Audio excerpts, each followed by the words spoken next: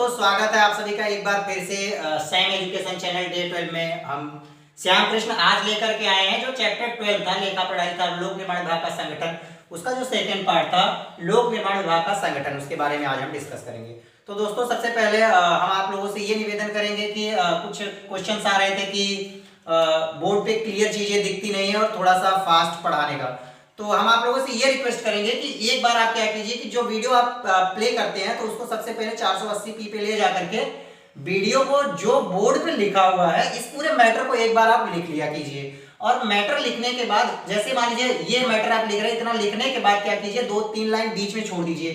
फिर मान लीजिए ये देखिए यहाँ पे 8 पॉइंट्स है, 8 पॉइंट्स है, इसमें मैं कुछ लिखा हूँ, ये 8 पॉइंट आप लिखिए और इनके नीचे आप थोड़ा सा प्लेस छोड़िए। देखिए ये लिखने का मेरा कोई मेन उद्देश्य नहीं है, दरअसल इसके पीछे एक लॉजिक है। हमारा लॉजिक ये है कि हम कम शब्दों में आपको बहुत डीप मतलब बहुत ज्यादा ऐसा हम सोचते हैं कि आपको थोड़े शब्द लिख करके हम कुछ ज्यादा ही आपको एक्सप्लेन कर दें, ताकि आप क्या है कि 2-4 वर्ड आप ध्यान में रख करके और पूरी डिटेल आपको पता हो जाए और आप उसको आसानी से लिख सके, इससे आपको याद करने में प्रॉब्लम ना हो। तो दोस्तों शुरू करते हैं आज की क्लास। हम सबसे पहले लोक निर्माण विभाग का संगठन ऑर्गेनाइजेशन ऑफ पीडब्ल्यूडी। देखिए होता क्या है कि जो भी हम लोग हैं, जैसे मान लीजिए कोई भी जनता है, जनसंख्या एक प्रकार से समझ लीजिए, उनकी सुख सुविधाओं के लिए जो सार्वजनिक निर्माण कार्य होते हैं और उसको सेवा में लगातार बनाए रखने के लिए जो सरकार होती है वो विशेष तौर पर क्या करती है, एक इंजीनियरिंग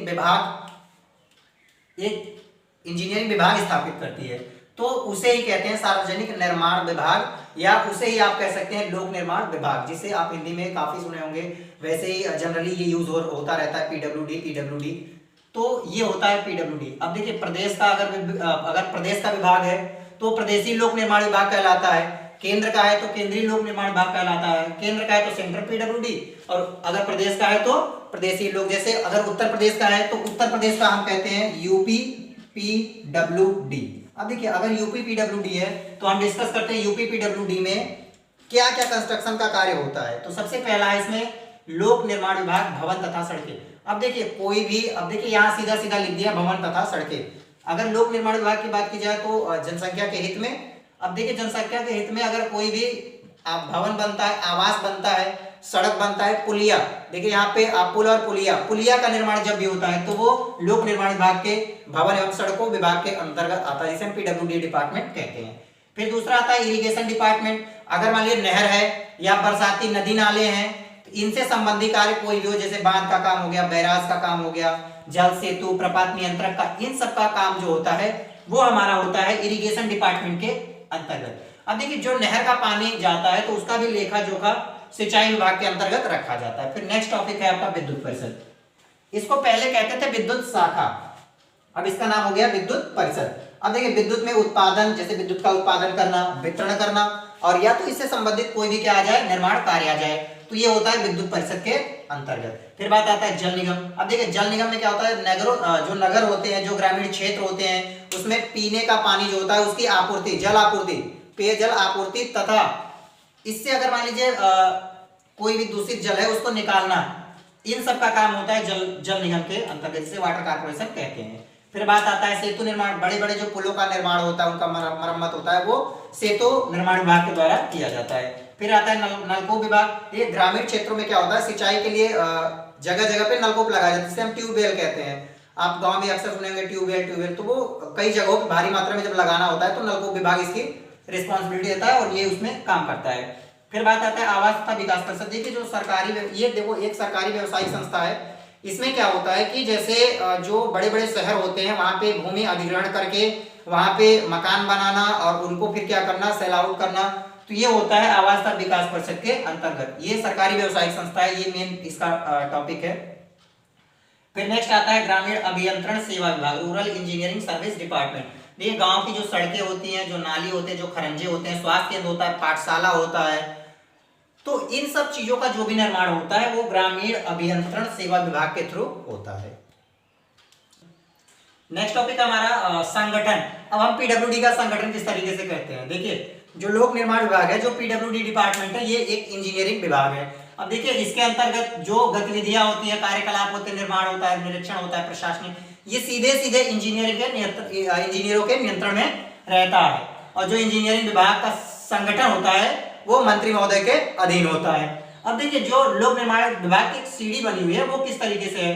देखिए इसमें जो इंजीनियर्स होते हैं, चीफ इंजीनियर जो प्रदेश मतलब हेड होता है, और जो अवर अभियंता या जूनियर इंजीनियर से कहते हैं वो सबसे लोअर पोजीशन पे होता है। बीच में आपके अधीक्षण अभियंता, सुपरिटेंडिंग इंजीनियर, अधिशासी अभियंता, एग्जीक्यूटिव इंजीनियर, सहायक अभियंता, असिस्टेंट इंजीनियर, ये सब होते हैं। अब हम डिस्कस करेंगे state level, circle, division, sub division, section, इन सब के बारे में डिस्कस करते हैं।